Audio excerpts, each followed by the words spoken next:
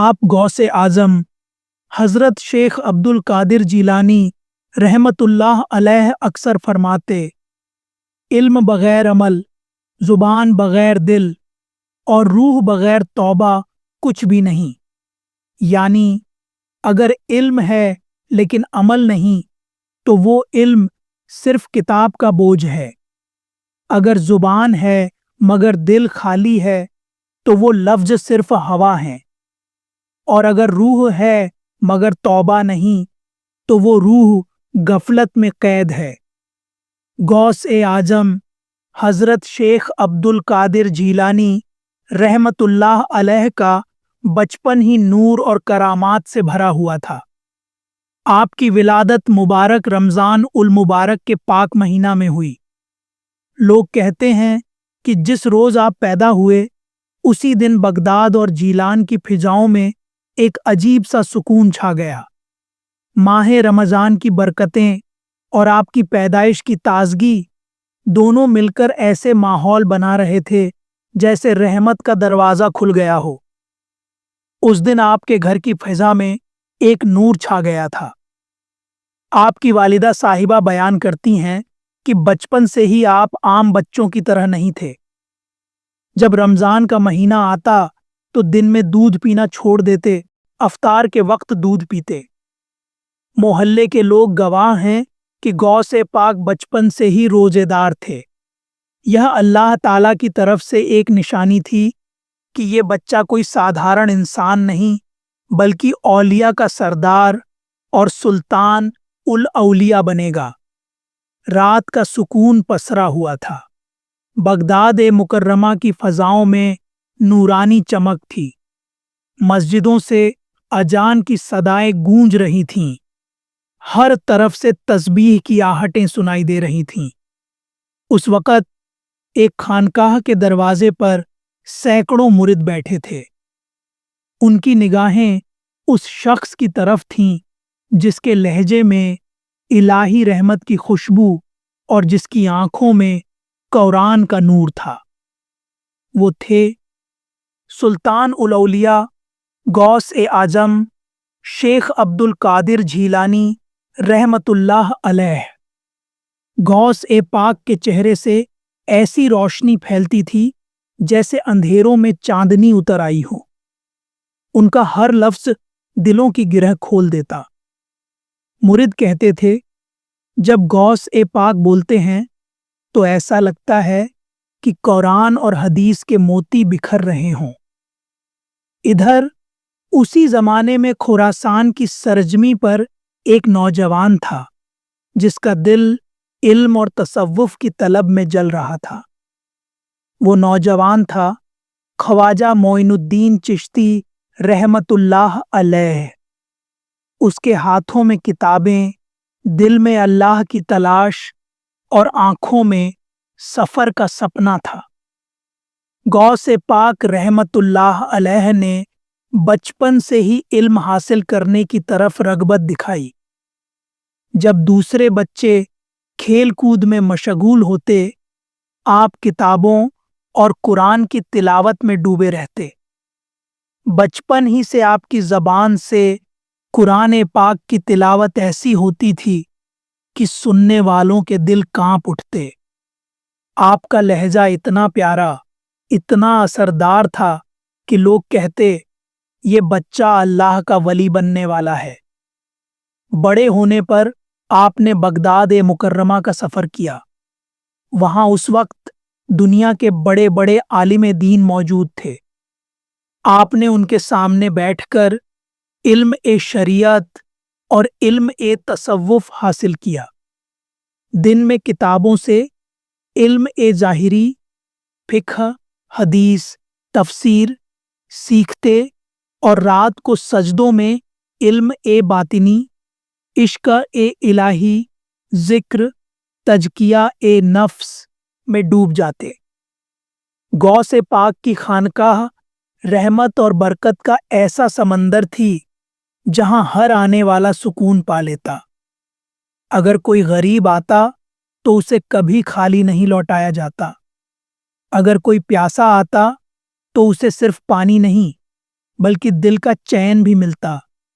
اگر کوئی گناہ گار آتا تو آپ کی نظر کرم سے اس کا دل پگھل جاتا۔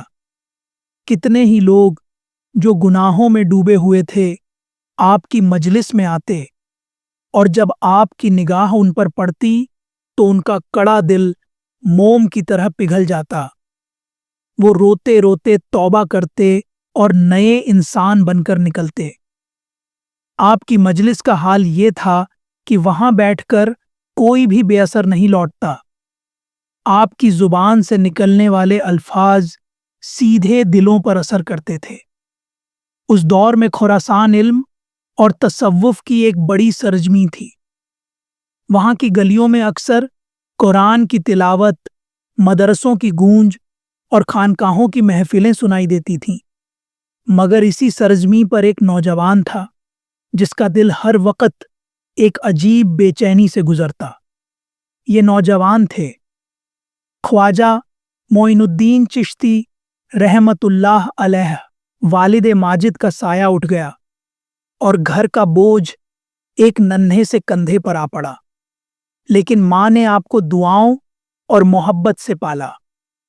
وہ اکثر راتوں کو اٹھ کر تہجد پڑھتیں اور ہاتھ اٹھا کر کہتیں، یا اللہ، میرے اس بچے کو اپنے نور سے روشن کر دے، اسے علم اور روحانیت کا وارث بنا دے۔ خواجہ صاحب جب ماں کو سجدے میں دیکھ لیتے تو ان کے معصوم دل میں اور طلب بڑھ جاتی۔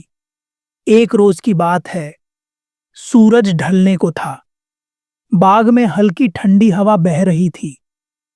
خواجہ صاحب اپنے باغ کے درختوں کے سائے تلے بیٹھے تھے۔ سامنے داغ کی بیلوں پر رس بھرے انگور لٹک رہے تھے۔ اسی وقت ایک بوڑھا فقیر وہاں سے گزرا۔ اس کے جسم پر پرانا جھولا اور چہرہ تھکان سے بھرا تھا، مگر آنکھوں میں ایک عجیب نور تھا۔ خواجہ صاحب اٹھ کھڑے ہوئے، ادب سے آگے بڑھ کر کہا، السلام علیکم، اے مہمان خدا، تشریف لائیے، میرے پاس بیٹھیے۔ پھر آپ نے اپنی بیل سے تازے انگور توڑے اور اس فقیر کی جھولی میں رکھ دیے۔ فقیر نے انگوروں کی طرف دیکھا، پھر خواجہ صاحب کے چہرے کی طرف۔ اس کی آنکھوں سے آنسو چھلک پڑے۔ وہ کانپتی ہوئی آواز میں بولا، بیٹا، تو نے آج میرے جسم کو کھانا دیا ہے، مگر اللہ تجھے ایسا صلہ دے گا کہ تو لاکھوں روحوں کو الہی نور سے سینچے گا۔ اس نے ہاتھ اٹھائے اور دعا دی، یا اللہ، اس نوجوان کے دل کو اپنے نور سے بھر دے، اسے ہند کی سرزمین پر بھیج جہاں یہ غریبوں اور مظلوموں کا سہارا بنے۔ خواجہ صاحب کا دل اس وقت جیسے ہل گیا، ان کی آنکھیں بھی نم ہو گئیں۔ اس فقیر کی دعا کے بعد سے خواجہ صاحب کا دل چین نہ پا سکا۔ ہر وقت ایک آواز سی آتی، سفر کر، سفر کر، تیری منزل کہیں اور ہے۔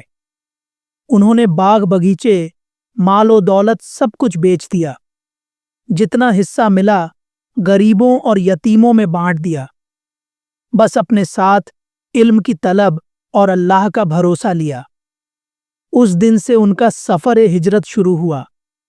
وہ شہر شہر گھومے، نفس کو قابو میں کرنے کے لیے، علم حاصل کرنے کے لیے، اور اس نور کی تلاش میں جو ان کے دل کو سکون دے۔ جہاں کہیں کوئی عالم یا صوفی بزرگ ملا، وہاں بیٹھ کر علم سیکھا۔ جہاں کسی فقیر کی جھوپڑی دیکھی، وہاں ٹھہرے اور اس کی باتیں سنی۔ وہ کہتے تھے، میں کتاب سے بھی سیکھتا تھا اور اللہ والوں کی آنکھوں سے بھی۔ یہی سفر طلب، یہی بے چینی اور یہی الہی پکار تھی جس نے انہیں آگے چل کر خواجہ غریب نواز بنایا۔ ایک رات خواجہ غریب نواز رحمت اللہ علیہ سفر ہجرت کی تھکان سے بے خود ایک سنسان کارواں سرائے میں آرام فرما تھے۔ آسمان پر ستاروں کی چمک تھی اور ہوا میں عجیب سی روحانیت کا سکون۔ خواجہ صاحب تلاوت قرآن، اور تسبیح کے بعد گہری نیند میں چلے گئے۔ اس نیند میں ایک نورانی منظر سامنے آیا۔ ایک روشنی کا دروازہ کھلا اور اس میں سے ایک ایسا شخص پرکٹ ہوا جس کے چہرے سے برکت کی شعاعیں پھیل رہی تھیں، جیسے چاندنی نے ساری فضا کو روشن کر دیا ہو۔ ان کی آنکھوں میں رحمت، زبان پر حکمت اور سیرت و جمال دونوں جھلک رہے تھے۔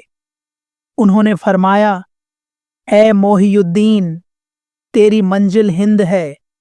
وہاں کے دل جہالت اور اندھیرے میں ڈوبے ہوئے ہیں۔ تو وہاں جائے گا اور محبت کی خوشبو، رحمت کی برکت اور اسلام کی روشنی سے ان کے دلوں کو روشن کرے گا۔ تو اس سرزمین کا چراغ بنے گا اور غریبوں و مظلوموں کا سہارا۔ خواجہ صاحب اس نورانی شخص کی طرف ادب سے نگاہ اٹھا کر دیکھتے ہیں۔ دل کانپ رہا تھا، ہونٹوں پر دعا تھی اور آنکھوں سے بے اختیار آنسو بہہ رہے تھے۔ انہوں نے بڑے ادب سے پوچھا، حضور، آپ کون ہیں جن کے لفظ میرے دل کی گہرائی تک اتر گئے اور جن کی نگاہ سے میری روح روشن ہو گئی؟ تو جواب آیا، وہ بھی ایسی آواز میں جو دل کو کاٹ کر سیدھا روح تک پہنچتی تھی۔ میں عبد القادر ہوں، غوث اعظم، سلطان الاولیاء۔ یہ نام سنتے ہی خواجہ صاحب کے جسم میں بجلی سی دوڑ گئی، آنسو اور تیزی سے بہنے لگے اور دل سے بے اختیار نکل پڑا۔ یا سیدی، آپ کی نگاہ میری رہنما ہے۔ اگر آپ کا سہارا نہ ہوتا تو یہ سفر تلاش میری تاب سے باہر ہوتا۔ غوث پاک مسکرائے اور اپنی نورانی نظر سے خواجہ صاحب کو اس طرح دیکھا جیسے کسی پتا نے اپنے فرزند کو دل سے لگا لیا ہو۔ پھر فرمایا، جا محی الدین، تو اللہ کا ولی ہے۔ تیرے قدموں کے نشان ہند کی خاک کو پاک کریں گے۔ تیرے ہاتھوں سے غریبوں کو سہارا ملے گا اور تیری دعاؤں سے دلوں کے تالے کھلیں گے۔ اللہ تجھے کامیاب کرے گا۔ اس لمحے میں خواجہ صاحب کو محسوس ہوا کہ ان کی روح پر ایک نئی تازگی، ایک نئی طاقت اور ایک نیا نور اتر آیا ہے۔ وہ جاگے تو دل دعاؤں اور شکر سے لبالب تھا۔ ہونٹوں پر صرف یہی لفظ تھے، یا اللہ، مجھے اپنے اولیاء کی نگاہ کے لائق بنا دے۔ خواجہ غریب نواز رحمت اللہ علیہ جب اجمیر مکرمہ کی سرزمین پر پہنچے تو وہاں کے لوگوں کی زندگی اندھ وشواس، تعصب اور جہالت میں ڈوبی ہوئی تھی۔ مندروں اور مورتیوں کے سائے تلے ظلم کا بازار گرم تھا۔ مظلوم چیختے تھے، غریب بھوکے سوتے تھے اور ظالم اپنے تکبر، اہنکار میں مغرور ہو کر انسانیت کو کچلتے تھے۔ مگر جب الہی رحمت کا یہ فقیر اجمیر کی گلیوں سے گزرا تو ہوا بدل گئی۔ اس کی آنکھوں میں ایسا نور تھا کہ ظالم کی تلواریں بھی پگھل جائیں اور غریب کی آنکھوں سے آنسو بھی موتی بن جائیں۔ اجمیر کے قلعے کا ایک مشہور سردار تھا۔ تخت و تاج، دولت و طاقت، سب کچھ اس کے پاس تھا، مگر اس کا دل کالے پتھر کی طرح سخت تھا۔ جب اسے خبر ملی کہ کوئی فقیر شہر میں آیا ہے جو صرف توحید اور محبت کی باتیں کرتا ہے تو اس نے غصے میں کہا، یہ فقیر ہمارے دیوتاؤں کو توڑ دے گا، اسے شہر سے نکال دو۔ سینکوں نے سردار کے حکم پر عمل کرنا چاہا، مگر جب وہ خواجہ صاحب کی خانقاہ پہنچے تو عجیب منظر دیکھا۔ خواجہ صاحب سجدے سے سر اٹھا رہے تھے اور ان کی آنکھوں سے اشک بہہ رہے تھے۔ ان کی دعاؤں میں اتنی گرمی تھی کہ پتھر دل بھی موم ہو جائے۔ سینک پیچھے ہٹ گئے اور سردار خود دیکھنے آیا۔ اس نے خواجہ صاحب کی آنکھوں میں جھانکا، وہ آنکھیں جو صرف اللہ کی محبت اور رحمت سے بھری ہوئی تھیں۔ ایک لمحے کے لیے سردار کی سانسیں رک سی گئیں۔ اس کی تلوار ہاتھ سے چھوٹ گئی۔ دل کانپ اٹھا، ہونٹوں سے بے اختیار نکلا، یہ شخص تو کوئی عام انسان نہیں، اس میں تو روحانی طاقت ہے۔ وہ گر پڑا اور روتے ہوئے بولا، میرا دل سختی سے بھرا ہوا تھا، مگر آپ کی نگاہ نے اسے پگھلا دیا۔ میں اسی اللہ کی گواہی دیتا ہوں جس کا پیغام آپ لائے ہیں۔ اور یوں وہ سردار مسلمان ہو گیا۔ اجمیر کی سرزمین نے پہلی بار دیکھا کہ ایک ظالم سردار ایک غریب فقیر کی رحمت سے انسانیت کا پرچم بلند کرتا ہے۔ اجمیر میں اس زمانے میں پانی کی سخت قلت تھی۔ لوگ کنوؤں سے پانی نکالتے، مگر کبھی سوکھ جاتے، کبھی پانی زہر جیسا کڑوا ہوتا۔ غریب لوگ پیاس سے پریشان رہتے۔ ایک روز لوگوں نے خواجہ غریب نواز سے فریاد کی، اے اللہ کے دوست، ہماری پیاس بجھا دو۔ خواجہ صاحب نے مسکراتے ہوئے کہا، تمہارا مالک اللہ ہے، وہی رزاق ہے، وہی پانی کا مالک ہے، ہم تو صرف اس کے فقیر ہیں۔ پھر آپ نے اپنی چادر کا ایک کونا زمین پر رکھا اور دعا کے لیے ہاتھ اٹھائے۔ لفظ نکلے، یا اللہ، تو اپنی رحمت سے ان غریبوں کی پیاس بجھا دے۔ سب کی آنکھیں اسی جگہ لگی تھیں۔ اچانک اسی زمین سے ایک سوتا پھوٹ پڑا، صاف، میٹھا اور ٹھنڈا پانی، جیسے آسمان سے رحمت برس پڑی ہو۔ میرے عزیز دوستوں، میرے ساتھیوں، آپ کا دل سے شکریہ۔ ویڈیو کو مکمل دیکھنے، لائک، شیئر اور چینل کو سبسکرائب کرنے کے لیے اللہ آپ کو اپنے پناہ میں رکھے، آمین۔